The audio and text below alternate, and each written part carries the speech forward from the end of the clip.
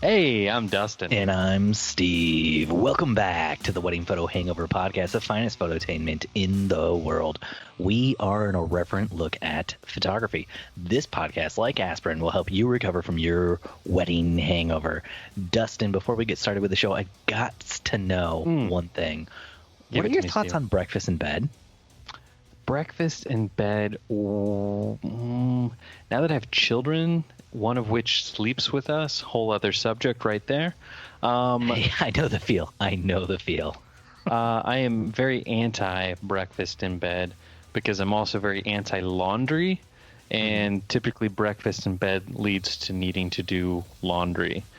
And I thought about it. All of the sheets, all of the pillowcases, that kind of laundry. Yep. So I think what you're trying to get at is, Dustin, did you make your wife breakfast in bed for Mother's Day? Because that's an age-old tradition for men to do for their wives, whom are mothers or not mothers even, just a great thing to do for your loved ones every now and again. I did not make breakfast and bring it to her in bed because my wife is a doctor who, for whatever reason, has the internal alarm clock that gets her up at like 7 a.m. on the dot every morning. Wow. And my alarm clock, that for sounds whatever terrible. reason, is like built-in snooze, just like that button is just stuck the hell in. There is no waking me up. Your alarm doesn't even go off. It just immediately snoozes. It's amazing Exactly. the technology you come up with.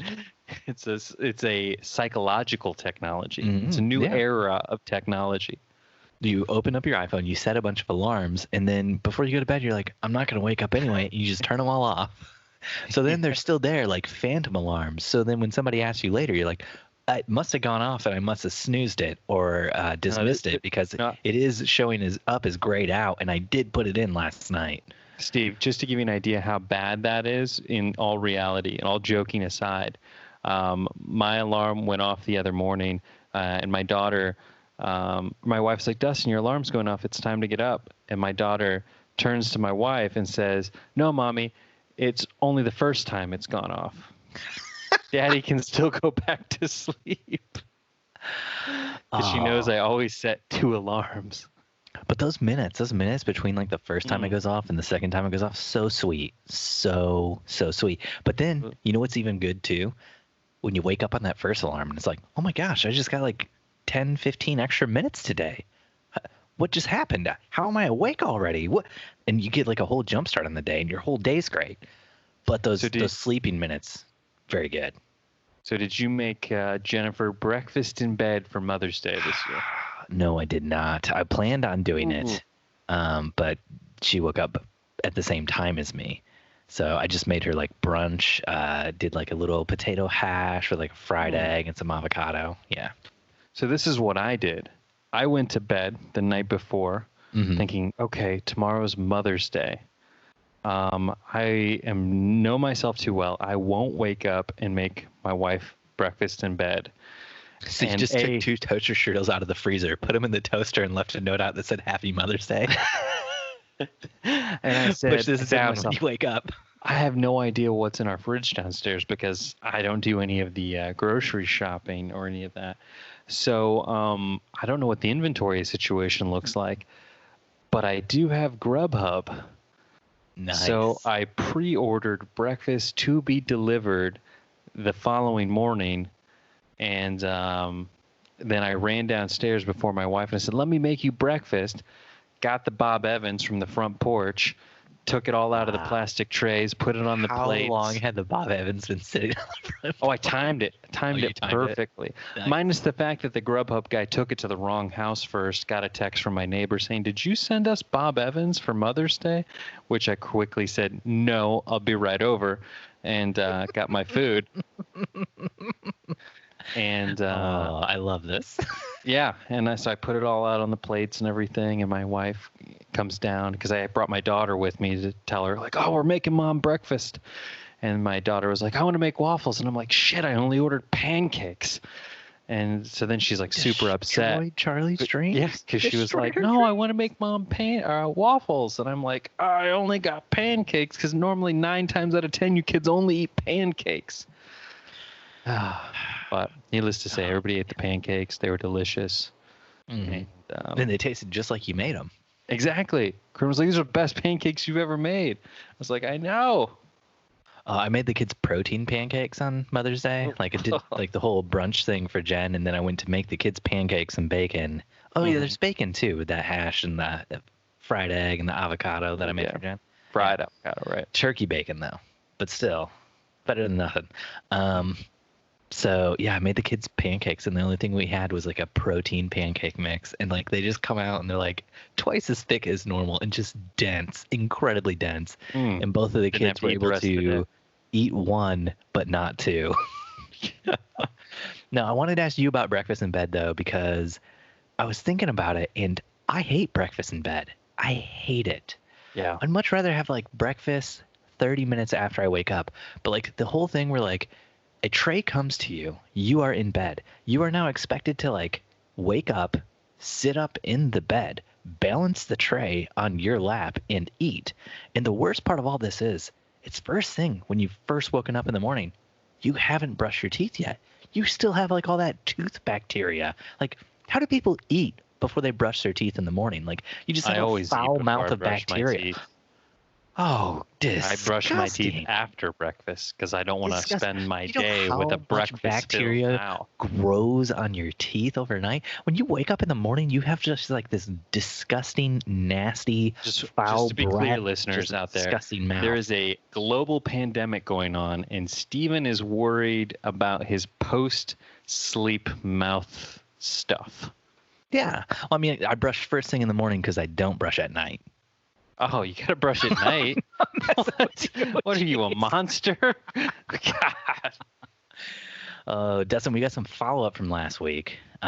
Pains me to say this. Aldrich Mintz from our very own Facebook group wrote in. Hold on. There was some Can we confusion. take a quick pause? I want to enjoy this moment. Mm-hmm.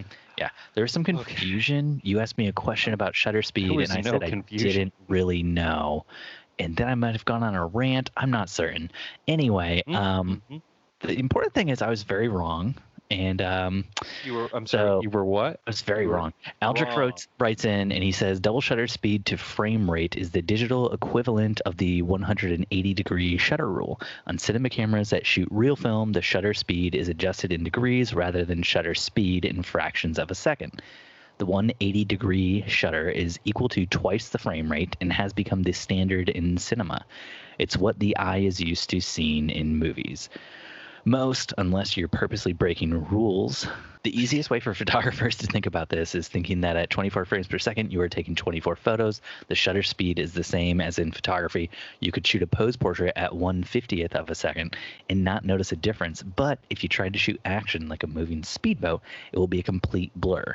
Same with video. If you are breaking the 180-degree rule filming an interview on a tripod, you probably won't notice anything. But shooting moving subjects, or especially if you are moving the camera like on a gimbal, you're going to get a very angular and choppy look. So, there we go, bud. Boom. Yeah, blowing us up, Aldrich. Well, blowing me up. Yeah, I should have known this. I went to school for this kind of stuff. Did say that. It's been like 13 years. Well, to be fair, I went to school for digital video, which there's no adjustable frame rates when I was in school in any of the cameras we used. It's something that's completely new to me with DSLRs. I didn't do any film because I was all about broadcast and commercial advertising, which at the time was all digital stuff. And what we're doing now is not considered digital stuff? It is, but DSLRs allow you to change the shutter speed. I never had that option with any of the cameras I used in school or like in my internships or my first job. So you assume those cameras had no shutters? No, I just assumed they had a frame rate. You just went off the frame rate. You know? If you didn't have to learn something, why would you? You know? Mm-hmm. Was I out there researching what film cameras do when I was only shooting on beta cams? No. Did beta cams have the ability to change that? I don't know. Maybe they did. Let's not look into this, okay? Steven, would you hand me the shovel back from the hole you just dug for yourself, please? Absolutely not. Okay, don't keep have on the digging. shovel, how can I dig Keep myself on out of this digging. hole? Let's do some beer talk. Dustin, what are you drinking tonight? This is a Blackberry Farms Brewery Classic Belgian style ale. Classic Belgian style. Classic. I think it's just called Classic, which is their Belgian style ale. Yeah. Cool. Dustin, And Steven, what are you drinking You're tonight? gonna ask me? You're gonna ask me? I've gone like Dustin, 3 weeks in a row without asking. yeah, I know. You've been a straight up jerk. Dustin, I'm double fisting tonight. That's right. Jen opened a bottle of Dragon's Milk and didn't finish it. Wanting something. There wasn't very much left in it, so I did bust out this Candy Crushable from 18th Street Brewery. So I got that New Holland Dragon's Milk, beautiful 11% beer, maybe about like half a can, half a glass in this one. This is one of Jen's Mother's Day gifts, but she didn't want to finish it, and she didn't want to like save it till tomorrow because then. So does it now become one of your Father's Day gifts? Basically, I'm not getting any Father's Day presents. I bought Jen chocolate. She said, do you want some chocolate? I said, sure. That's one gift down. I bought her beer. She said, do you want some beer? That's two gifts down. I bought her plants. She said, do you want to look at these beautiful plants in our house? I said, sure. I'm 3 gifts down now for Father's Day. Boom. But this Candy Crushable, dude, it's a pale ale with lactose sugar added. It's delicious. 18th Street Brewery is one of my faves here in Indiana. Mine as well. New Holland's one of my faves in Michigan. I mean, I guess I'll go ahead and say that. But Dustin, I did want to talk to you about something in the beer talk section this week. Dustin, I was reading on a news site. Let's just call it a finance news site. Let's not dig deep into the URL at where this came from. Yahoo. But AB InBev, it's Anheuser-Busch InBev, warns that the second quarter they're going to be taking a drop. Now, they are the beer company that does own Corona. Virus. Yeah. No. Nope. We're not saying that. We're not saying that. We're not going to sully the good name. Wait, good? I don't want to say that. Don't hold me to that. We're not going to sully the name. But it's actually not just Corona. It's 3 of their biggest brands. Budweiser, Stella Artois, and Corona sales are all down. They expect the revenue from those brands to drop 11% in the first quarter, and they're blaming it on the coronavirus because, as the article postulates, the coronavirus is affecting people who have like service industry jobs more than people who maybe have white collar jobs, people who could work from home. So what they postulate is that these people are not buying as much beer anymore because they're maybe out of work. They got laid off or whatever, so they're not buying as much beer. And what they're trying to say actually happening is people are buying better beer, because they're home and they're not going to bars with their friends when they're like, oh, I need to get like cheap beer because that's what's on special tonight. Yeah, see, that was my thing too when I was looking at this, was like during the recession that took place in 2007, 2008, beer, alcohol in general was just up, like across the board. Sales were up on all alcohol. And alcohol is generally considered one of those things that's recession proof. I think what's happening here is that, I think people aren't going out to bars. Also, I think people are maybe buying better beers, like you said, because if you're home, like why would you go for a Budweiser when you could get a Candy Crushable? It's gonna crush you, man. It's true. I mean, there's going to be there's a certain type of person that will always get like the Busch Lights and like those super cheap beers. And we don't talk to those people. This podcast is not for those people. Look back to the recession, and one of the big winners, like beer-wise, after that recession was PBR. PBR was basically like nobody knew what it was anymore when the recession first hit. And then like by the time it was out, it was like hipster's favorite beer, and you could find it in every single bar everywhere. And like before the recession, it was like, I think my dad drank PBR when he was a kid, Yeah. So I think they're blaming, they're using the coronavirus as like a way to blame their low beer sales, but I think maybe people just aren't interested in crappy beer that's watery anymore. That would be what I would put out there into the world. People want good beers, you know? I'm just going to say it. Let the people drink good beers. Maybe it's time to make better beer. Yeah. Let's have a beer revolution. Sam Adams? Is that their tagline? I don't know, man. I feel like it's something like that. Come on. Let's get into our topics for tonight, Dustin. Topic it up, Steven. Yeah. No, I wanted to talk to you about something. There have been rumors for a very long time that rumors. Apple is going to switch from using Intel processors in their computers to using ARM processors. And you might be saying to yourself, why are we talking about this on a photography podcast? Especially because, Steven, ARM stands for adjustable rate mortgage. So I'm not quite sure how a mortgage term... do I need to take out a mortgage to buy one of these new MacBook Pros? Is that what that? Yeah, I think so. They're going to be very expensive. So ARM is the type of processor, and like the big competitor as far as processor chips goes right now is Intel. So what's happening is for a while now, like the iPhone, the iPad, like basically every single Android phone, they all run on ARM processors because ARM processors are better at like battery management and stuff like that. And Intel processors were used in computers because they're beefier, they got more power, they can run things faster, or at least that's how it used to be. And then Apple started making their own ARM processors, their own chips, you know? And they're like, with the tweaks and stuff they're doing to those ARM processors, they're actually making like the fastest mobile devices now. And the thing that's really upsetting is that the newest iPhone, the like iPhone Pro, you know, 11 Pro, 10 Pro, whatever it is. Sure. It's faster at single-threaded things than the MacBook Pros are right now. Really? Single-threaded processing.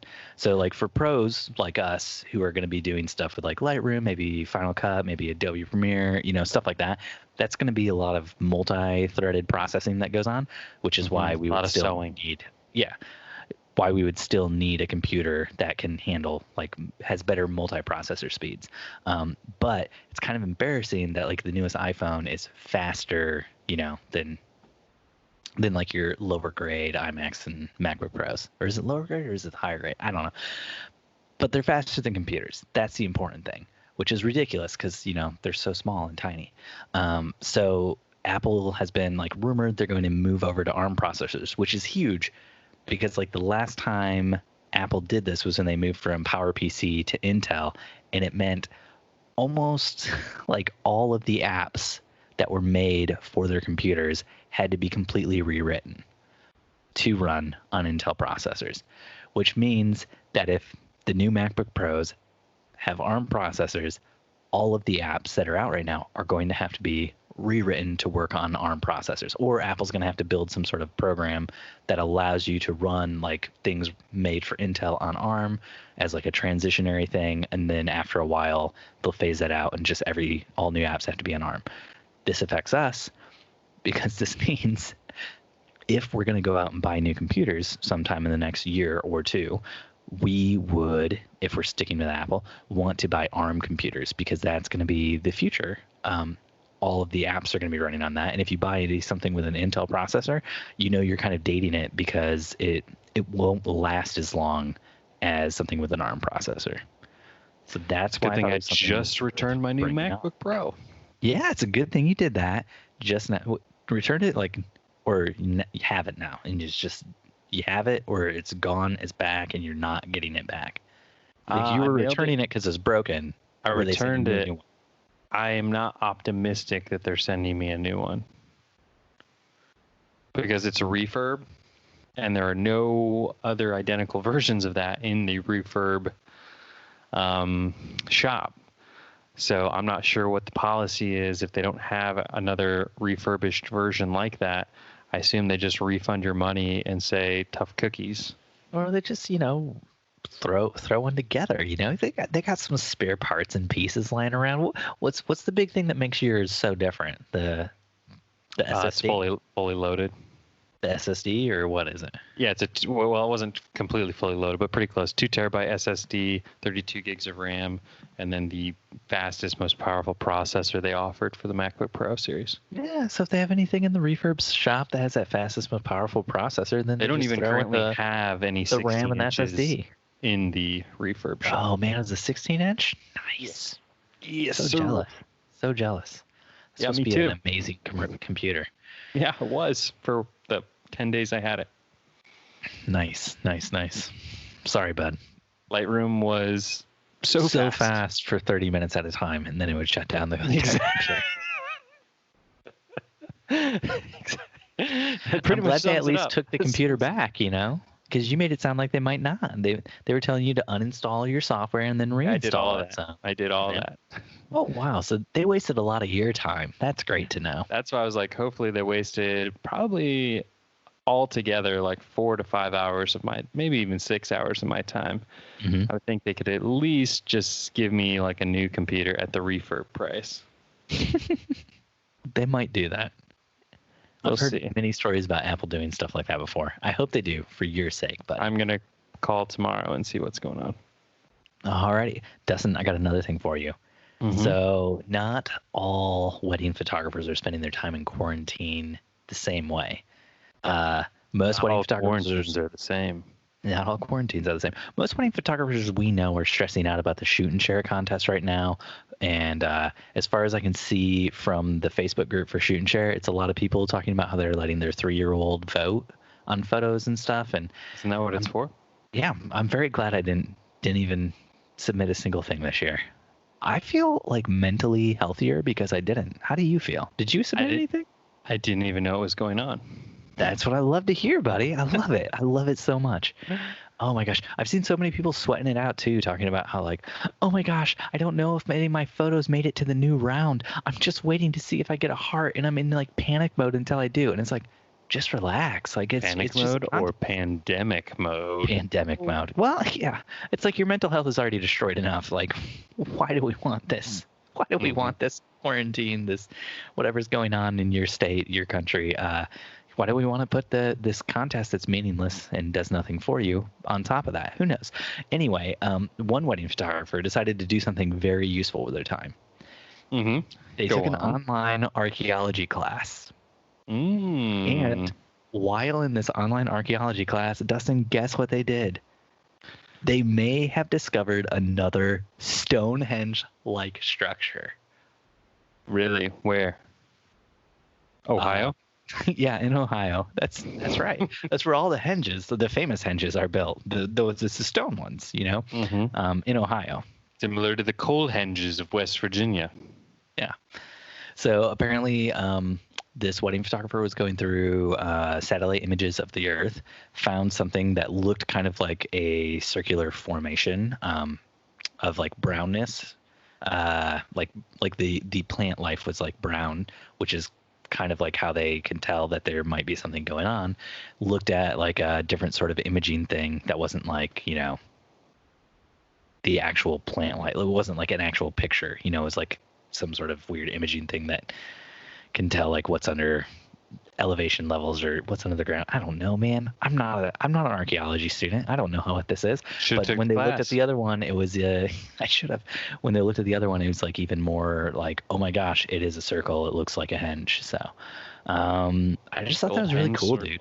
Yeah, the old henge circle. So I just thought it was really cool because like all the articles and headlines I saw about it were wedding photographer discovers. It was like, oh, we are worth something in this world, just not worth anything when it comes to Google Maps photos for weddings. Yeah, we're good at like looking at images. We could all be analysts somewhere. If you're from the CIA and you're listening, hit me and Dustin up. You know, looking for employment. Yeah. I read all of those Jack Ryan books when I was a kid. You know how we do. I watched all the Amazon Prime episodes. Those are good, dude. Those are good. Amazon Prime. Got some really good stuff on it. Dustin. Speaking of being visual people as wedding photographers, I got my hair cut today. First time kind of venturing out in public for the most part and being Oh my in a gosh. Oh my gosh. Does post-quarantine Corinne world. want us to send cards to the funeral, flowers, or does she want us to Hydrangeas. just donate to a charity of your choice? What charity of your choice would that be? Church of McKibben is preferable. And that's Send the one for donations people now. with the explosive diarrhea. The people who take people with explosive diarrhea to third world countries. Yep. Yeah. But I feel like that story goes two ways. I feel like there's more than one person with diarrhea in that wouldn't you country. like to know?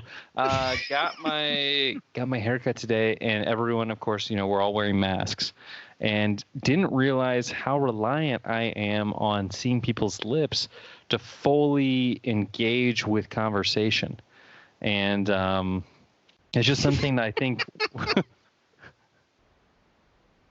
What? I'm sorry, are you talking? I couldn't see your lips moving. That's how I felt. It's like the hairstylist had like a mask on that was covered in cats, and so I just found myself just enamored by the cats the whole time, and I just was like zoning out of our conversation because I'm just like, is that cat chasing the other cat, or is the cat running from that? Like, are they playing with each? And it was just like I was just getting lost, Steve, and we're very visual people. And we get really easily sidetracked with visual stimuli, especially when you haven't really been out in public. Has anything to do with being a photographer? I feel like just me, maybe just me. That would sum that up. Maybe like what is it called? ADD, ADHD, something like that. I believe that's just known as being a photographer. Somebody with ADD. Attention deficit disorder, attention deficit hyperactivity disorders. One of those, right? Maybe that's what makes us such great photographers, though, Steve, is because we all have it, yeah. And we just notice we notice things at like a faster frame rate than the average person. I mean, I will say this: I like we're on cocaine. I cannot hold a conversation with somebody in a restaurant with TVs. Oh, me either. Not just restaurants, but anywhere.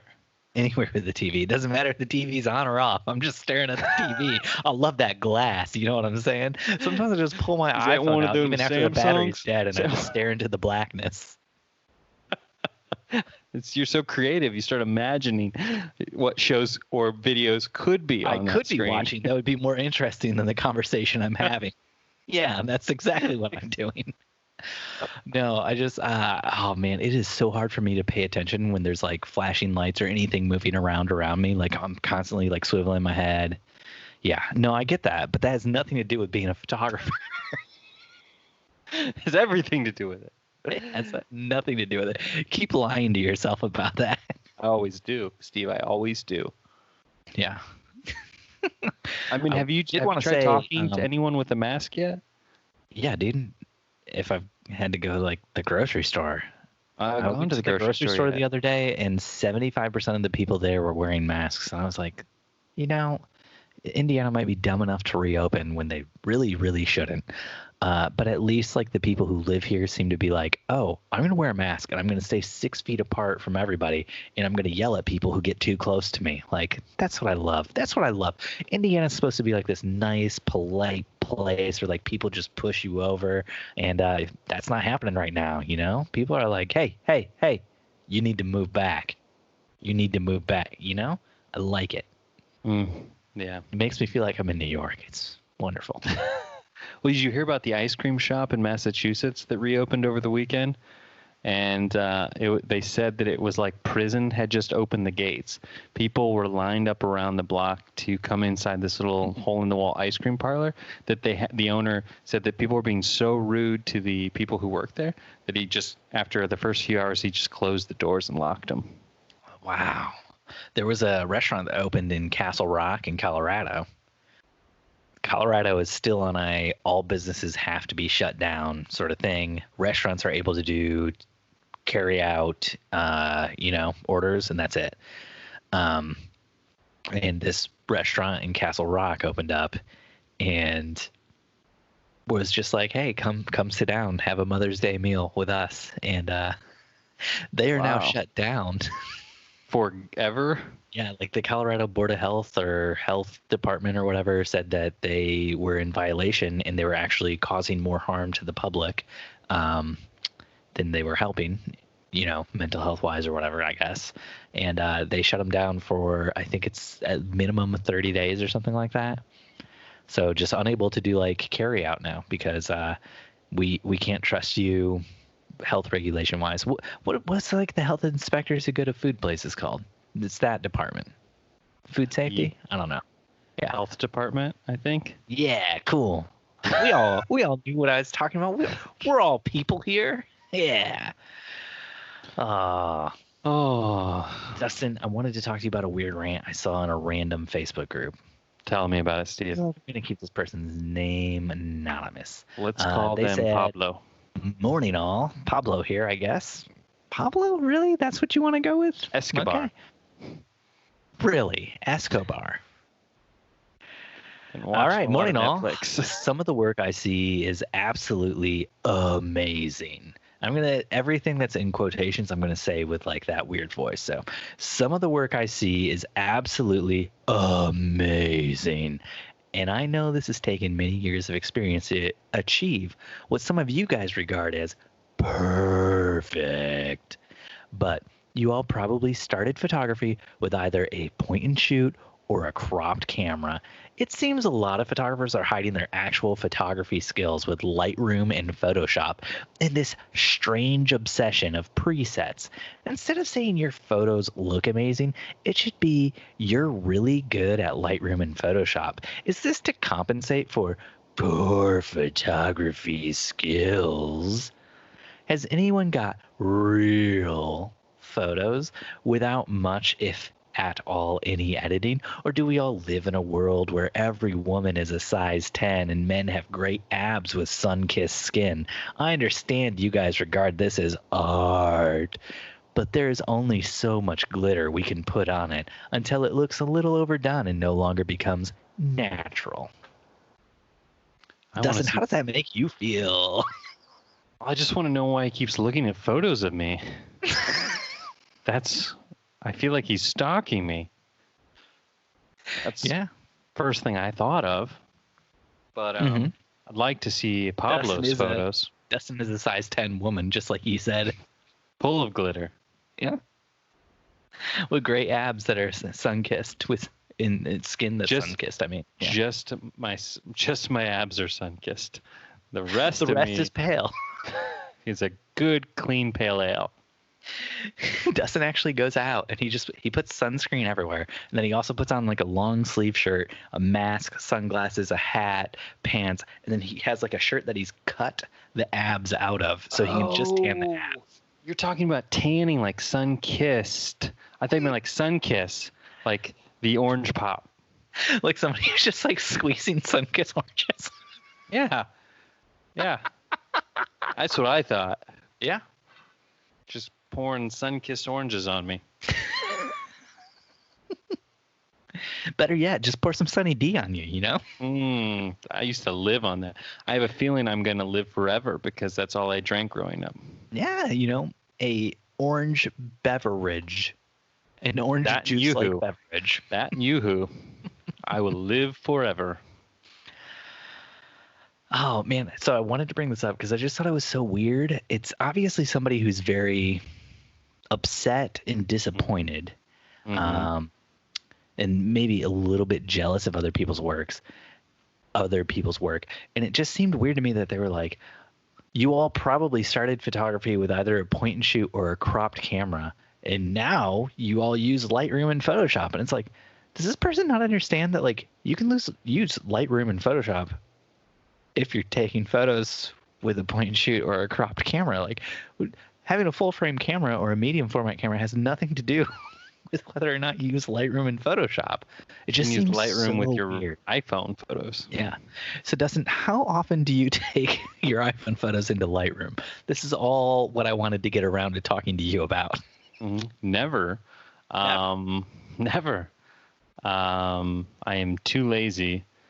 I find that the little pre-built-in editing in the iPhone itself is fine with me. Perfect. Yeah. Perfect. I do want to play with. I have an iPad Pro now, and I do think on my to-do list is to play with Lightroom, like the cloud version. Mm-hmm. And with some of the real estate stuff I do, trying to play with maybe going from camera to iPad, editing right on the iPad, and seeing if that's a feasible workflow or not. From camera to iPad? Isn't that what Aaron Nace said he did when he was in Alaska when he was on our show? Sounds right. At the wedding he was at in Denali? Mm-hmm. I'm just throwing out words now. He did shoot in Alaska, though. A wedding. Yes, he shot one wedding, his only wedding. But, I mean, he was just a guest. He wasn't, like, there as a photographer. But I'm pretty sure he shot, edited, and then, like, delivered them an iPad as, like, their gift or something. Shot with his camera, Wi-Fi to his iPad, delivered that night.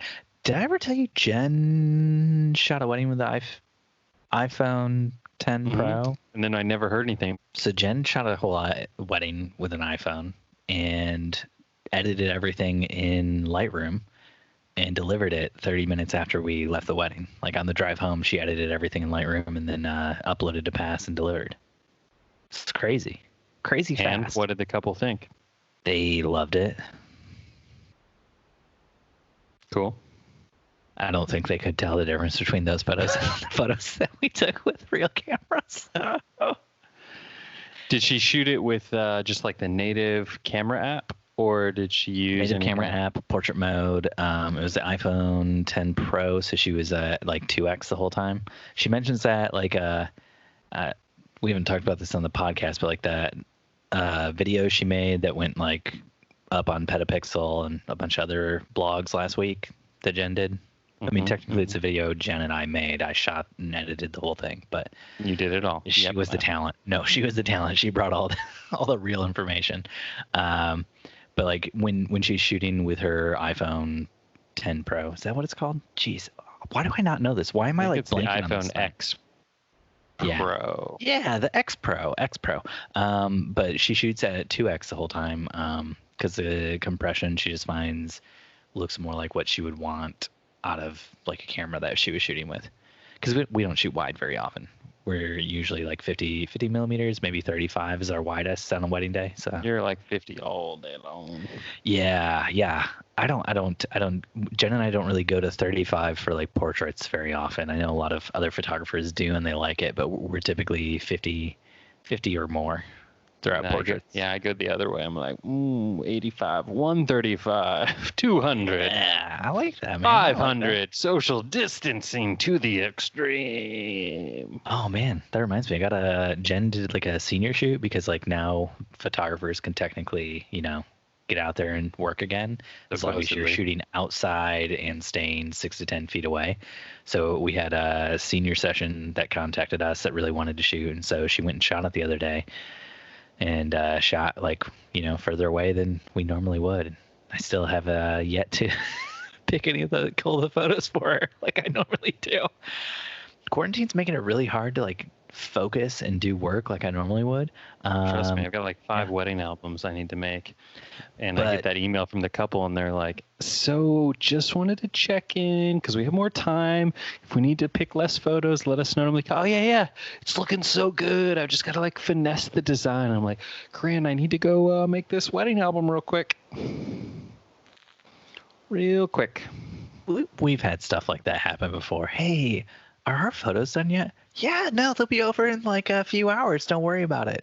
And then, memory cards into the computer. Oh gosh, I hope their memories were already saved and backed up before that. But yeah, basically. Jen, Dustin, hurry to the store. We must buy a laptop to edit these. Dustin, let's talk about one of those weird emails that we got, and then we'll do some Q&A. You want to do a weird email? Love weird emails, Steven. Do you want to pick one out? You want to pick one out and read it, buddy? My favorite one, Miss Amanda Grant. Amanda Grant? Ooh. Yeah. Amanda Grant wrote us asking this. They could have done like Amanda Hug and Kiss or something cool, like. No, that's why I feel that this is just the real person. Fakes, but no. Amanda Grant, real photographer, based out of Missouri. Amanda Grant, keeping the seed life spicy in the off season. Oh, so is this like a plant? That's the title. Is this like a plant mom trying to get like some cilantro growing out and the some peppers, some jalapenos, some habaneros in her box garden, and just All having about trouble the keeping box up with garden. like the All about the box garden.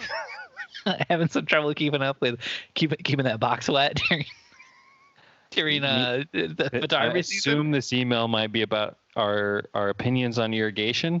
I don't know. So the email goes as Oyster follows. farming. My husband and I 135. are. Steven, keep it together.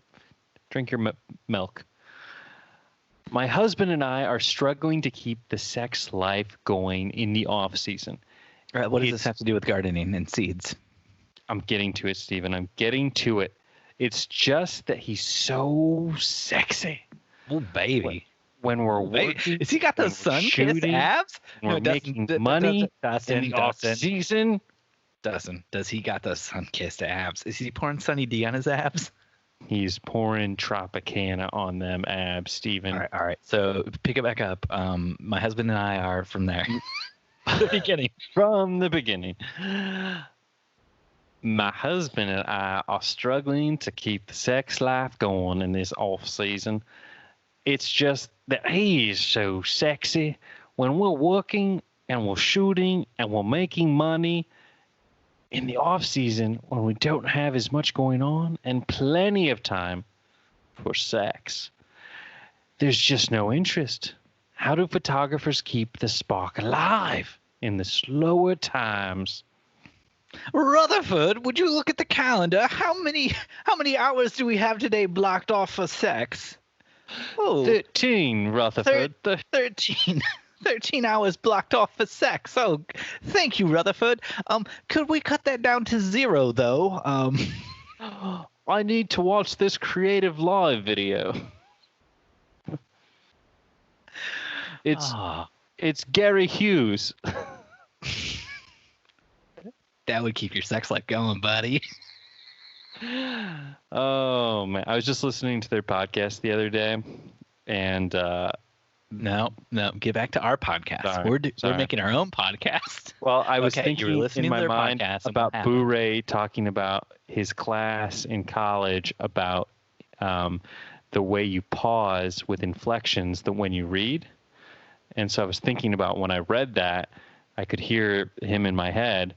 And I was like, if I pause at different spots, this completely changes the meaning of things. If I pause at different spots.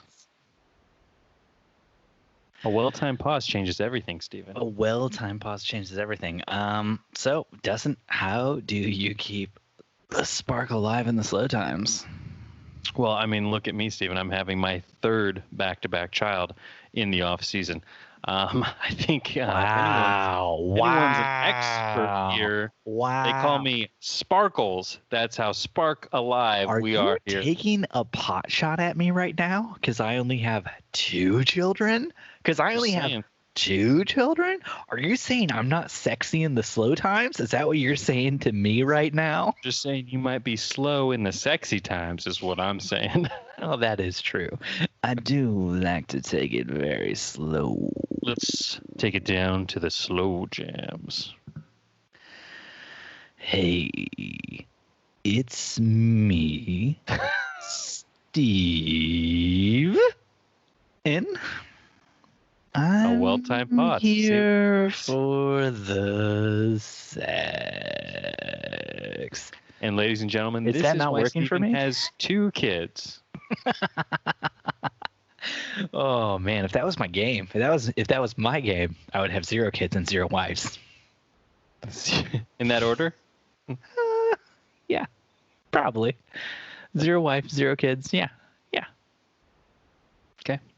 You don't have to have a wife to have kids, Dustin. So, Steven, I need you to answer Amanda Grant's question then, since you are such a slow jam expert. What does one do to keep the sparkle alive in the off season? Well, I think I could say, and I think Jen would back me up 100% on this. She'd back you up. Yeah, yeah. She it's all about backing it up, you know. You gotta you gotta work it. You gotta work what your mama gave you. Mhm. And by what your mama gave you, I mean that ass. You gotta keep that ass clapping in the slow times. Mm-hmm. You gotta keep that booty popping. Booty popping. Yeah.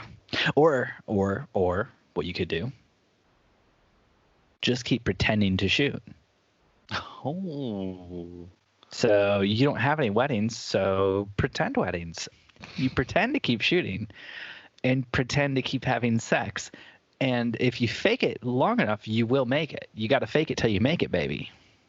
I think you're overcomplicating this, Steve. Why don't you just run some coupons for off season, just so you actually keep shooting in the off season? That way your sex life stays alive because you only seem to be stimulated by wealth, or your partner does. What if, is it that they're stimulated by wealth, or is it that they're stimulated by working, you know? Or financial stability. Yeah, maybe in that off season you just you work on the house. You do some woodworking, you know? Maybe that's what gets it going. You do some woodworking in your free time? What do you woodwork over there, Dustin? What you working with? What kind of wood are you working with? How do you work on your wood? Tell me about your wood. I've got 3 oaks coming. How long? 4 How many to 5 inches? feet. Tell no, 4 to 5 feet. It's a big oak. Mm-hmm. I actually bought 2 lilac trees as well. Oh wow. They're in bloom right now. I was trying to set you up for like a penis-sized joke, but yeah, let's talk about the trees coming to your house. That sounds more fun. So, you got lilac trees coming, you got some oak coming. What else are you doing landscaping-wise around the house? Is that what keeps things going with you and Corinne? Like she sees you out there working in the yard, shoveling the dirt, coming inside all dirty. You got that dirt on you. This is what Corinne's all about right here. Fresh haircut. Fresh haircut. I know that's not true because if that were true, we wouldn't be podcasting tonight. Oh, let that sink in for a second. Yeah. Whoa. Yeah. How's that feel? Today was also Corinne's first day back at work, so she is incredibly exhausted. So she was looking sexy. She's back at work now. She's making that money. Now she's the sexy one. Is that what she you're was trying to tell me? Still making that money. She was always making that money during quarantine. Just seeing patients over Zoom versus seeing them in real life. Zoom. Zoom. Who's the parent company of Zoom? Because I really want to go back in time and invest. Their startup. That's it. Like Zoom is the company. Zoom is the company. There's no parent company. There seems to be a debate between me and a few other me and a few buds. Is Zoom that does the digital video conferencing thing? Is Zoom the same company that does like the H4Ns and the microphones? And is it the logo looks the same? No. 2 different companies. Do not believe so. No. I'm pretty certain they're different companies. Zoom Corporation, Zoom NA, is a Japanese audio company that is distributed in the U.S. under the name Zoom North America. That's what NA stands for. Whereas Zoom, video conferencing, is just software, buddy. Sorry. Oh, man, I hope you didn't bet big with your friends. Zoom Video Communications Incorporated. That's the full name of Zoom. It's an American communications technology company headquartered in San Jose, California. Just didn't want to have to do any follow-up, but that's why I took the time to Google that and Wikipedia it. I still feel like there's a link. They both watched Mazda commercials when they were younger. And we're like, oh yeah, Zoom. That's what I'm talking about. And so the audio company, obviously, they took the first Zoom from the Zoom, and the software company took the second Zoom because the software company's younger, hasn't been around as long. Apparently. Yeah. It's crazy. I mean, apparently. Yeah. Okay, let's move on. Okay. This is boring. Let's move on. You lost that bet, and you owe your friends money, I assume. How much money was riding on that? That's interesting. $10,000. Wow. 10,000. What would you bet? Monies? Dollars? And jobs. What? End jobs? What? Oh gosh. Oh, Oh Steven. gosh. Hey, Dustin, do you want to read us a 5-star review and then we'll go do some Q&A? 5-star, buddy. Sanitary Joshua wrote into. Who's that? I don't know who Sanitary Joshua is. That sounds like a good person. Somebody I might play video games with. Somebody I might have gone to high school with. Somebody who might have gone by the name Sanitary Nintendo when I wrote a blog with them in high school. I mean, if I had to guess, that's what I would say. But I don't know who Sanitary Joshua is. Upon a little bit of research, it looks like it's somebody from San Fernando Valley, California. Oh, damn it. So it's none of those things? Damn it. Hope you didn't make a bet on that or anything. I did. I bet 10,000 jobs. Always happy to listen to a podcast from my home state, Indiana podcast with an Indiana beer with an Indiana man. You can tell a lot of time and effort goes into it. Probably by Dustin. Listening makes me feel like I have some semblance of what's going on in the photography world, which is a welcome change for me. It feels like some things were added into that review. I'm just gonna throw that out there. I might have taken some artistic liberties. Let's do some Q&A. Question me up, Steve. Dustin, I'm so glad. It feels like we've been in quarantine long enough that the questions are no longer quarantine related. Like, people don't have questions about quarantine anymore. Now, let's do some quarantine related questions. Okay. Haley from a random Facebook group says, so I have a bride who is extremely upset with me for not photographing her intimate wedding today of 10 people, including me and the pastor. I transferred what they already paid for the full wedding day to November, which was their new date for the big event. Our stay-at-home orders were extended to April 30th. So this was asked before April 30th. Wow, we can't help them anymore. It's past the helping time. I told them, bride, wedding planner, and bride's mom, if they got extended, I would not legally be able to photograph the wedding. The day they extended the orders, I immediately emailed the wedding planner that I wasn't going to be able to shoot. The wedding planner then made a blanket announcement to everyone involved. I didn't hear from the bride for several days until today, when I decided to wish her a happy wedding day and tell her how sorry I was that I couldn't photograph it. She came back with how upset she was she got left without a photographer the week before her wedding. Oh. I was so heartbroken with how angry she was with me that I just told her if she decided she didn't want me for November anymore, that I would refund the deposit she's already paid. And I apologize again. I guess I'm looking for advice on how others would handle this because I thought I was going to make it through the entire pandemic without upsetting anyone, but I was wrong. Never, you know what they say, can't dig up a field without picking up a few rocks. I still got my shovel. If we're talking about digging from the follow-up earlier, I can help dig. I can dig this person out. Go for it. Yeah. Yep.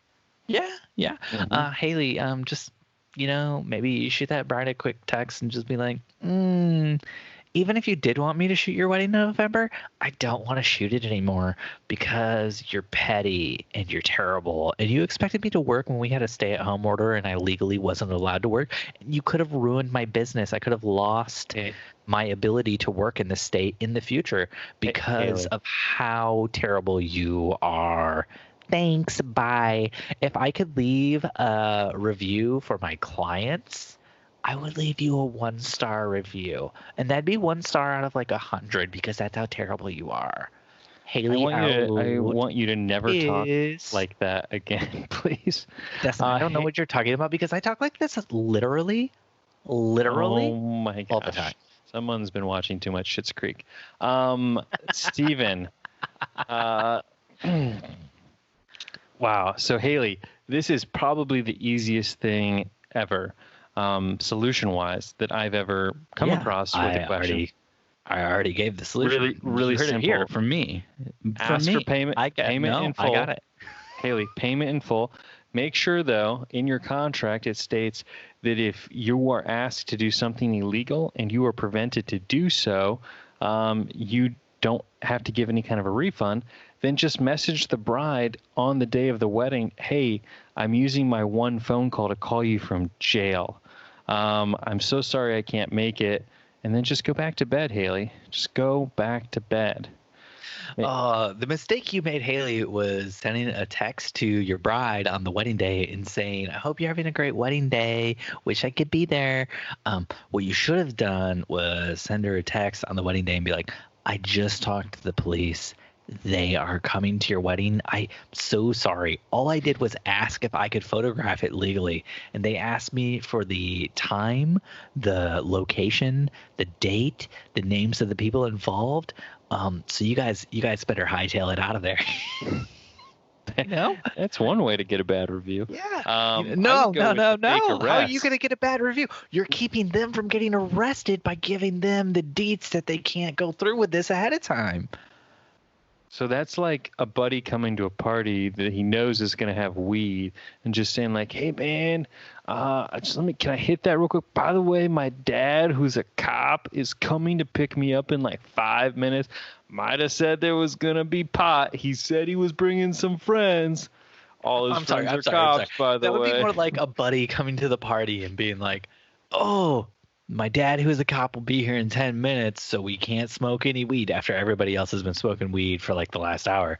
But I would love to smoke some weed with you in November. You know what I'm talking about. And then pieces out. Exactly. Let's round up in November and I'll smoke some fat blunts together. 11/20. I love ripping the cotton. Do you love ripping that cotton? 420. Do you vape that weed? Do you vape it? I put it in my vaporescent. Is that what it's called? Yeah, it's called a vaporescent. You nailed it. Got it in one. I'm so proud of you, buddy. You're so hip with the weed. That's what they tell me. PBR and weeds. PBR and weeds.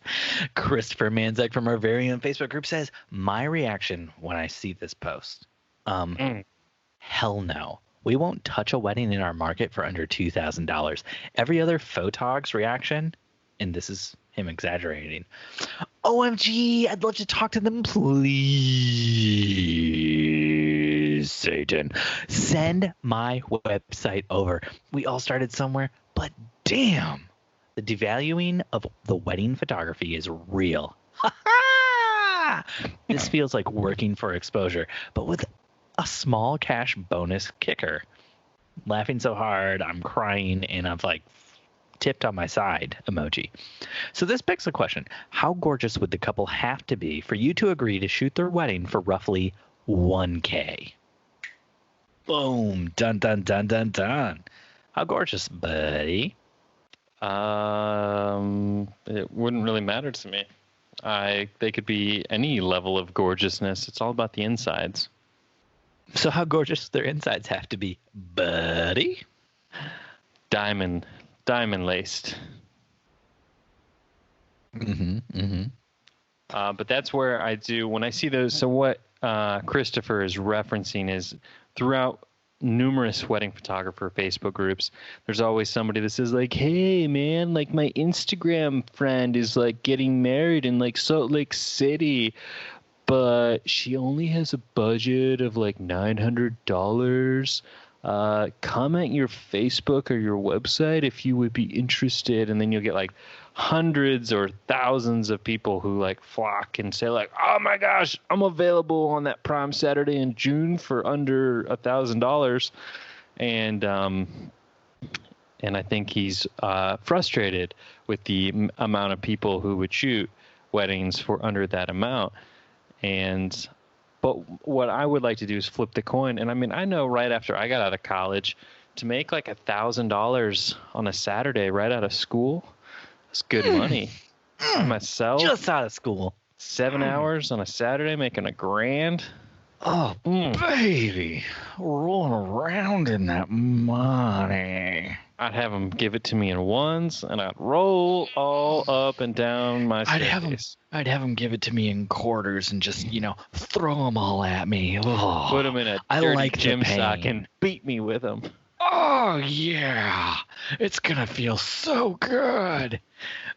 So Christopher, in his post on Facebook, I included a link for you, Dustin. He actually has a screenshot, and it says referral. Wonderful copy. Jeez, how drunk Wonderful am I? puppy? Wonderful puppy? Wonderful couple just had their wedding photographer back out last minute and need a replacement. The date is 5/16/20. Oh, that's this weekend, bud. That's this week. Let's do it. Put us How down. about it? Put us down. 5/16/2020. Budget roughly $1,000. Super sweet and gorgeous. I'd You shoot it with my love iPhone. them in your pro. I'm sorry, what? I would do it with my iPhone. Yeah, I gotta get it done. You will love them in your portfolio, and they will be wildly grateful. I'm already booked in parentheses. They're looking for a style similar to mine. So that was a referral. Dustin, you pull this link up, or you just sitting over there doing nothing? Okay, I'll do this. Got a few replies in the Facebook group. Stephanie Sanju says, "Well, can I use the F-bomb on the podcast? I know we've been like steering away from it, but can I use the F-bomb?" Why not? Stephanie Sanju says, "Fuck gorgeous. I want money." I like the Morgan Roberts. They can come mow my lawn for a couple years and pay me $1,000. Then I'll shoot their wedding. Dustin, we've been over this. Morgan's from Australia. He likes it when you do Australian accents when you read anything he writes. So Stephen, give me that Australian. I'm so sorry, Stephen. One moment, please, while I transition to my Aussie. Let me get the Fosters out. Hold on. I got to gargle with some sand. Good day, mate. Good day, mate. Hello. They can come mow my lawn for a couple of years and pay me 1,000 crude mud patties and I'll shoot their wedding. Blimey. He's a crikey bastard. Damn it, the crocodile's in my lawn again. See, I lost it. I can't keep it that long. The crocodile's in my lawn again. Call the butler. Gets past my larynx, in my larynx. Jessica DeYoung says, "I cringe every time I see that. She's so pretty. She would be so great for your portfolio." Gross. Mm-hmm. What I would do is I say, absolutely, $1,000, not a problem. We have what's called the half photo package. Essentially, we shoot the wedding just as we would for full price. The difference is we crop all of the photos in half so that you get half the value of our normal clients. Aldrich Mintz wrote in, "Congratulate your friend for me." He wrote it like with weird things capitalized, so I thought that was the best way vocally to, get into that. And he says, "We are a husband and wife team with 104 years of experience. Packages start at $400 for full day coverage plus video, and we pay for your honeymoon. We'd love to chat for coffee. Check out our portfolio at havenotmadeasingle.com. Oh my gosh. Somewhere. Let's buy that. We got to buy that URL." Yes. With all the money we don't So have. long. Oh, this site can't be reached. Oh man. If somebody buys have not made a single dollar with photography.com, you'd be my hero, whoever did it. Bryson Buer says, "Literally saw this in a local group the other day. So many people jumping at the chance to shoot this $900 budget wedding. People were literally saying, I don't like to charge an arm and a leg for weddings. Just a kidney. Fair with Just people. a kidney. I only charge $100 an hour." So not only are cheap photographers saturating the market and undercutting prices, but they're actually disparaging those that charge a self-respecting price. God save us. Bryson, I'm sorry, but in wedding photography, there is no God. Your God has abandoned you, Bryson. Yeah. God has abandoned you. He's abandoned his boy. That's where Steve, when I see stuff like this, I really want to jump in and do you remember that story I told you about that pricing structure, that groom who called me about shooting their wedding because they got hoodwinked on the photographer's pricing structure, where they charged an hourly rate and the bride and groom didn't realize that didn't include anything. And then a month before the wedding was just like, hey, here's the deliverable packages. I realized, in our haste to book, we never went over this. Just let me know if you want anything. If not, no big deal. I still show up. I still shoot. You just don't get a damn thing. Yeah. And so with a wedding like this would be a great opportunity to say, yeah, I charge $100 an hour. I show up, shoot it for 8 hours, make $800, and then I charge $100 digital download per picture. So let's read through a few more of these replies. Christina Joy Fiddler Castro? Fidel Castro, Christina Joy Fideler, writes, referrals like this seem great for a starting photographer. Oh, gosh, she's on this person's side, kind of. But okay, she says she remembers booking weddings for less than $1,000 when she was 16 to 17 years old. And oh my gosh, Christina, I just want to say, you were booking weddings at 16 to 17 years old? Are you Ryan Welch? How are people booking weddings when they're still in high school? Who trusts a high schooler? I was booking weddings when I was in high school, but I was DJing. I didn't make this transition to photography until college. DJing. Taylor Hershey writes, the magic is in upselling the client during coffee after getting them in the door. Or beers. I find alcohol works better for the upsell. There's another one from Morgan Roberts. Do you want to read that in your Australian accent again? Yes, I do, Steve. Hold on, let me get the sand again. You gotta get that real Morgan Roberts, tone. Give it to me. All right. Look, I shot my first wedding for $500. It's the positioning of what gets me. Is it incentive or is it cultural? It's possibly losing its way. See, I'm already losing it. I say, good chap, keep on going with this great comment. And it'd be a great for a portfolio. See, I can't hold it that long. Conventionally attractive. It'd be great for your portfolio. Aldrich Mintz writes in with another one. He says, another thing that gets me about this is their photographer backed out and didn't give this client a recommendation. And whoever is posting this is also a photographer that is also booked and also doesn't have half a dozen people to recommend. I think I remember this post. Which is a really, really great point to bring up, because if you thought this was worth someone's time, you would have recommended it to somebody you know instead of posting it in some random Facebook group saying, anybody available? I've done this before. When Jen and I have gotten contacts and it's like, well, we want to help the people, but we don't know anybody who would shoot this for $500 or whatever. So we'll just post to a random Facebook group and see what people say. And by Jen and I do that, I mean I do that. I don't think Jen's ever done that. Yeah. So I actually saw this actual post that Christopher is referencing, and I commented on the actual post saying that actually I'm the photographer that let them go as a couple because they weren't that attractive. Mm-hmm. They didn't meet our standards. Wow. They really let themselves go since the engagement session. Wow. So we're letting them back out into the wild. Wow. Alan Bailward says this happens constantly in my local wedding groups. Am I still allowed to cuss? Mm-hmm. Fucking feeding frenzy. Whenever someone posts, and if the budget is $1,500 or $2,500 or $1,000, there are still 50 to 100 comments about how I can fit in your budget. Please check out my site. Oh, and Peter Foot writes, and this one's kind of depressing. Can I read this one? It's depressing. You ready to be depressing? It's where the industry is heading. Photography is easy now. Good photography isn't, but most brides can't tell the difference. I'm taking massive hits to say booked here in Australia. Wow. Wow, Peter, thanks. You did earlier say sorry iPhone photos that the bride liked just as much as your photos.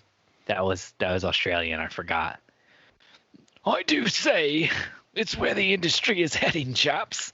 Photography is easy now. Good photography isn't, but most brides can't tell the difference. I'm taking massive hits to stay booked here in Australia. Good Is day, an mate. Australian guy that smokes? It is. All guys smoke. Guys. Yeah. All right. Glad we got that cleared up. Yeah. Still keeping this one short tonight? Yeah. Were there any more comments you wanted to read? I'm good. Anything? I want to talk about Devin Rowland. Devin Rowland. Does she have an accent? What accent does the DC area have? It's sort of uppity with a little bit of hipster. Okay, yeah. Give me your best Trump. Go for it. That's Trump. That's like no, I'm joking. Don't do that. That's like a New York City. Oh my gosh, I forgot about this question. This question. Come on, Dustin. Give it. Come on. Devin Rowland from our very own Facebook group asked the following: what would you do if you walked into a house to start wedding party prep photos and saw a swastika framed and displayed on the wall? A friend of mine just shot her first wedding, and that was exactly what happened to her. The family said it was brought back by Grandpa, who was an American soldier in World War II, who took it off a German soldier. So it was a family history thing. She was so shocked by seeing it that she just didn't really know what to do. And because it was her first wedding, she didn't know if or how she could leave or back out. Devin, your friend shot a Nazi wedding. I just want to say it. Nobody's like, I came back from the war and I found this Nazi thing. No, your friend was a Nazi who came to America in hiding and then pretended to have fought in the war. Mm-hmm. Oh, shoot. I just said your friend several times. The wedding your friend was shooting was Nazis. It was a Nazi wedding. You just said Devin's friend's a Nazi. Yep. Oh, my gosh. Oh, shoot. Alienated one of our best listeners of the show. Okay. Good, you see. Well, I can edit this. I can edit this and fix it. Don't worry about it. We're live. Dustin, you're a Nazi. Did you hear how I edited it? It worked. You're so fast. Like real world editing. Oh, Devin, I'm sorry your friend Dustin McKibben is a Nazi. Oh, making Nazi jokes. Stephen Van Elk, everyone. Devin. Golly. Devin. What would I do if I was in that situation? Man. What would you do? Probably. Would you heil your Hitler? Would you heil your Hitler, Dustin? I would probably walk into the house and I'd be like, oh my gosh, I have the same one in my living room. And just kind of see what the response is. And if they don't run you out of there, then you need to run out of there. Or you could play it in a different way and just say like, oh, I feel like I saw pictures of something like one of those over the concentration camps that my great-grandfather was in. And then just slowly back out of the room. Wow. Really? Went dark real fast. Yeah. I thought we were going to do like some mind fewer jokes, but no, you decided to just bring it all down. You bring it all down. Yeah, I don't think there's anything to do except get out of there. That's woof. Like, I understand, like, if you fought in a war and you wanted to bring back something that reminded you of like the good great things you did in the war, but like was that Irish? But like the good great things you did in the war shouldn't be like who wants to like what's a step up from this? A step up from this is like, this is the ear of a Nazi. I cut it off after I killed him. Like, you know, like there's something wrong with like he'll never hear the end of it. Mm-hmm. Yeah, there's yeah. Oh, yeah. And people say I do the puns on this. People say I do the puns. Yeah. So like people are like, oh, it's a family history thing. Like he took it off a German, like, but you're still like saying like, this is somebody my grandpa killed, and I'm displaying it in my house, and like that's still like an icky thing. Like I don't know if we can get like this point across, but my feelings about war are yuck. With a side of yum. Nope, no yum, just all yuck. And like people. I'm People broken. pleaser? I'm sorry. I'm so I'm broken. I'm broken. We need to take him out and we need to wipe him off and put him back in. Have you tried turning me off and on again? This is referencing like a CD, Steven. Hey, Remember I'm the old back. days of a Where are we? Discman. People, Take it out. People die in war. Like, it feels weird to celebrate that your grandpa killed people in a war. I don't get that. I'm sure some people do get that. I don't get that. Like even Nazi people, like I don't get, like I wouldn't want to celebrate killing people. Like that's just me. This makes me uncomfortable. Why did we do this question? I'm so uncomfortable right now. And I love it. I love Steve in an uncomfortable That's world. going to do it for us this week here on the Wedding Photo Hangover podcast. Thanks for listening. If you love the show, please leave us a 5-star review on Apple Podcasts. If you want to connect, we're at Wedding Photo Hangover on Instagram. Dustin, my man, is at Dustin_McKibben. And I'm at Stephen Van Alk. We have an awesome Facebook group. You should join it. Just search for Wedding Hangover on Facebook. If you want more content, head over to Patreon by going to patreon.com/WPH. Thanks for listening. We'll see you next time. Your head is pounding, your limbs feel like dead weight, and your entire being aches for the sweet embrace of death. That's right, good chaps. Next week after you shoot another Australian wedding. On Dustin the other style. side of the pond. Yeah.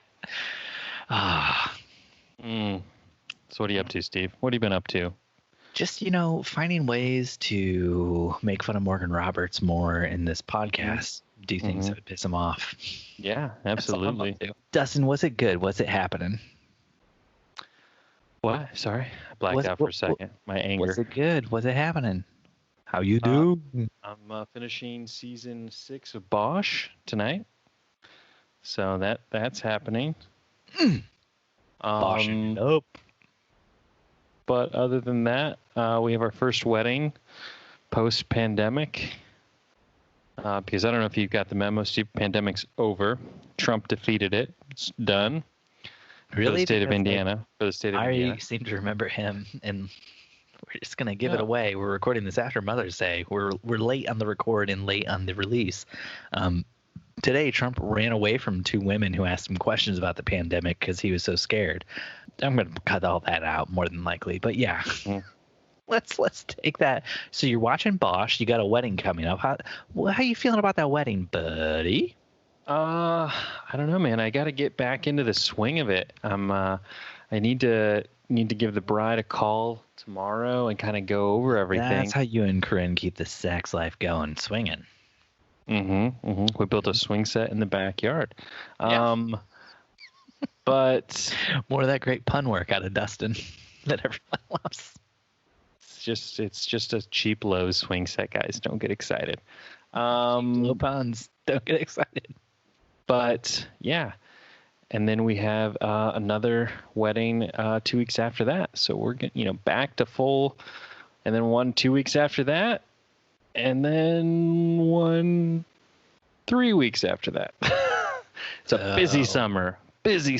Our summer is like, basically we have that one wedding I booked in June. We have another one in July, and then one in August that's hanging on. And like our other ones in August have all canceled. Our other ones in June and July have all canceled. By canceled, I just mean rescheduled. We're very fortunate in that we're available for their rescheduled dates, and a lot of them are rescheduling on dates that would not normally be picked by people. So we're in a very fortunate position. And that's great for us. But yeah, it's gonna be a rough summer. It's gonna be a rough summer. Hopefully we get some of that PPP money. You know what I'm saying? So did you do the math, do all the equations to figure out how much of that PPP money you could get without having to pay any of it back? don't know how much we could get without having to pay any of it back. I know how much we could get, and I'm just going to be honest, I feel kind of uncomfortable sharing that on the podcast. I talked to a fellow wedding vendor who finally got unemployment this week, and he was mildly excited that he was now receiving $1,600 a week in unemployment. $1,600 a week? Yes. Wow. That's Yes. extremely good to be getting from unemployment, because that means he's getting $1,000 a week Plus normally, the 600 plus down the to Trump 600 bucks. on top of it. So this friend of yours must be making a shit ton of money. I guess. I don't know. I need to revisit the unemployment thing. So Dustin, the way unemployment works, I don't know if you know this, but I had to apply for unemployment earlier in my life because I was in the workforce during the recession, and my company that I worked for, my first job out of college, was bought by Comcast, and they fired everyone. It was fantastic. Can I paint this picture for you, Dustin? This beautiful, wonderful picture. Paint it, baby. Jen and I are dating. I proposed to her while I'm like substitute teaching, don't have like a job in my field yet.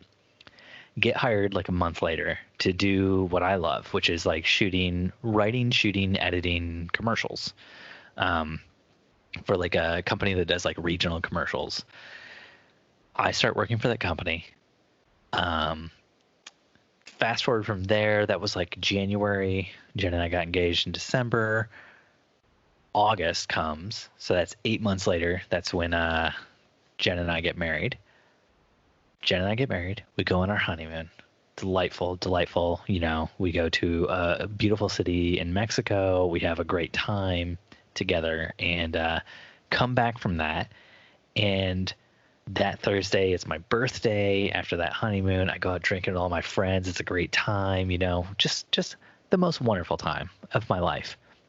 The next day, I have to wake up early for work because, you know, I didn't ask for the day off after work. I'd just been on my honeymoon, right? You know, go into work, and first thing in the morning is they call a big meeting with everybody at work and just let us all know we have 1 week left at the company, and then everyone's getting laid off because Comcast bought the company and they don't want anyone at all. So that's kind of like how Jen and I's marriage starts, if you can believe that tremendous situation to be in. I love it. Mm-hmm. But it all ended with happy ending. Yeah. I mean, we're still married, so very happy. So then I have to go through the process of applying for unemployment. So anybody out there who's had to apply for unemployment right now, this is why we're including this in the episode, because it might be relevant to you. In the state of Indiana, when you apply for unemployment, you can still like do freelance work and like side jobs and stuff like that. The only thing is you have to report all the money you make. So I apply for unemployment. I get it. I have it for, I forget how long. It's like 30 weeks or something like that. And then actually, I don't think it was for 30 weeks. I think it was like a set amount of money I would get through unemployment based on all the work I'd done in the past, like working at factories throughout college and like during the summertime and spring break and stuff, and then like working for this company after I got out of college. But anyway, the point is you work until you can't anymore, then you apply for unemployment. Then if you apply for unemployment, you can still work on your own, on the side, freelance, whatever you want to call it, and you just report the amount of money you get while you're working on the side, and then that money is basically subtracted from the amount of unemployment you get for that week. So I was doing like video projects on the side, and however much money I was charging for my video projects would get subtracted from the amount of unemployment I make, which is kind of a raw deal if you know anything about taxes, because like when you get unemployment, they take taxes out of it, you know, but when you're working for yourself, you have to like put aside basically 33% of the money you make for your own taxes. It's roughly comes out to almost like a third of what you make just should be set aside for taxes, right? So you're actually, even though you might make the same amount of money working on your own as you would make from unemployment, you're actually going to end up making less money because of taxes. So it's kind of a raw deal. But you report the amount of money you make, and then you get less money for that week from your unemployment because you made money that week by working.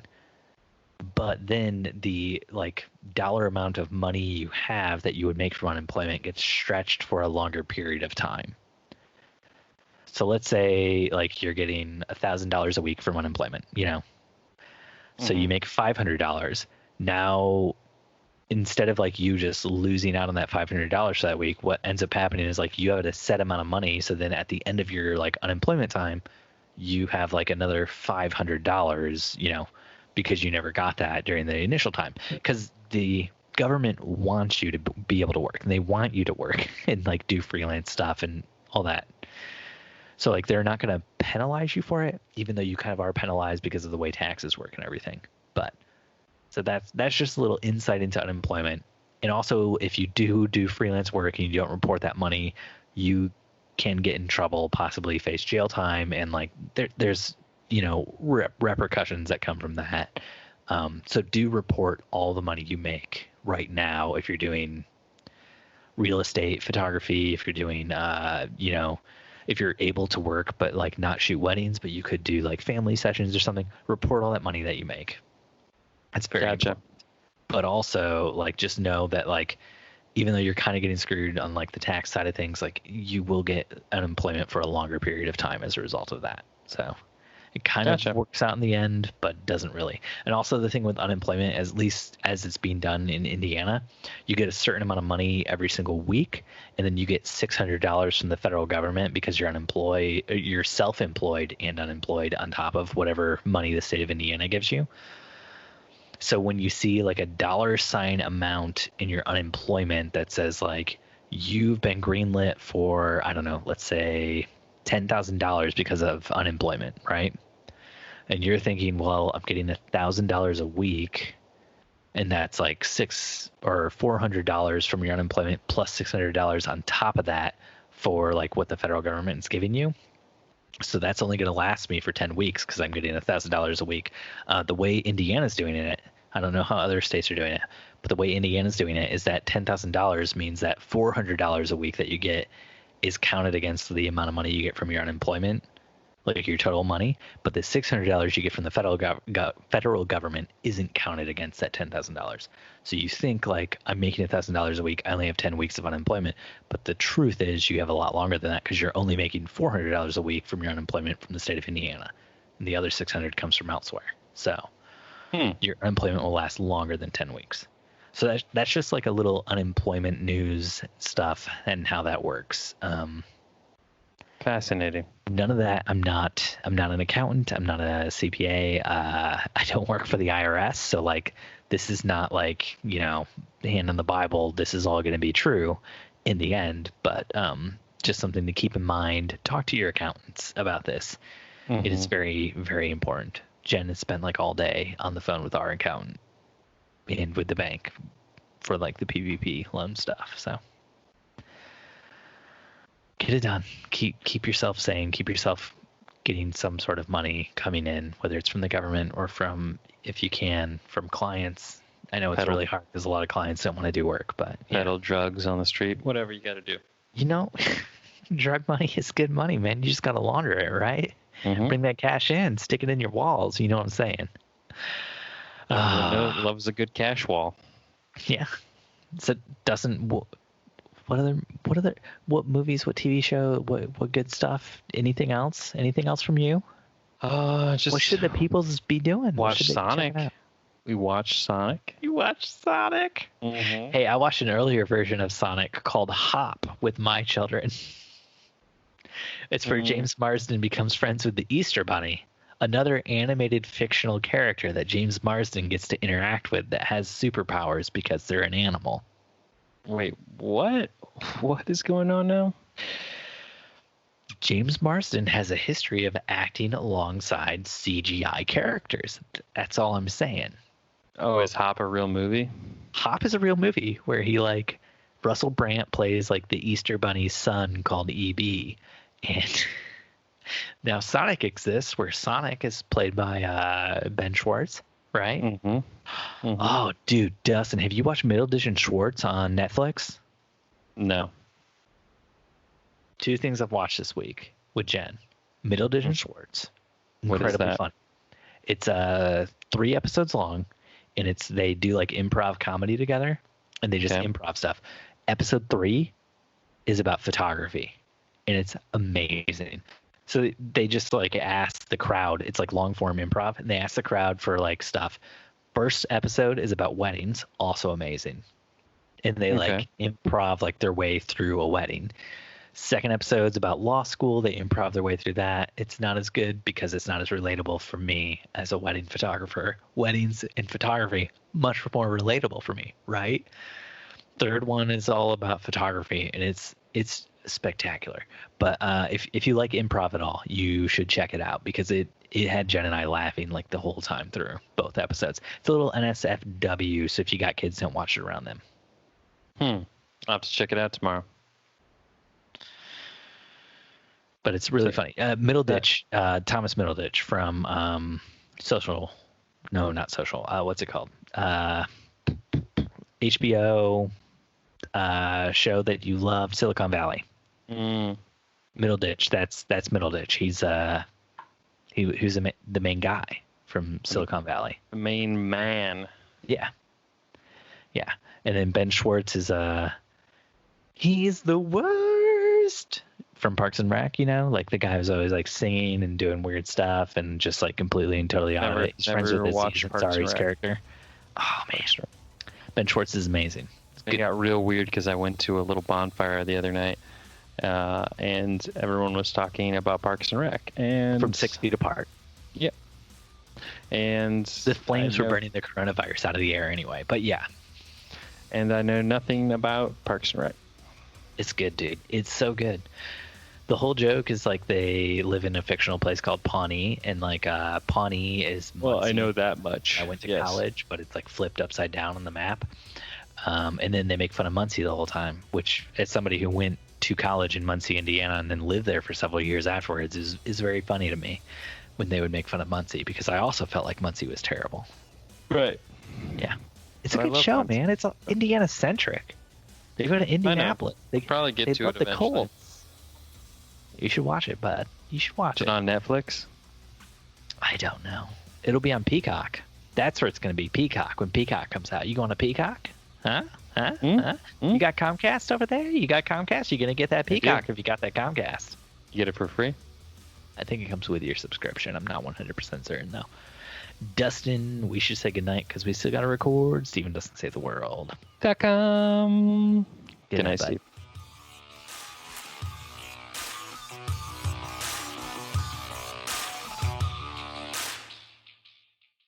Wedding Photo Hangover was edited this week by Steve Van Elk of Bespoke Tone. Go to Bespoke Tone for all of your photo, video, and audio editing needs.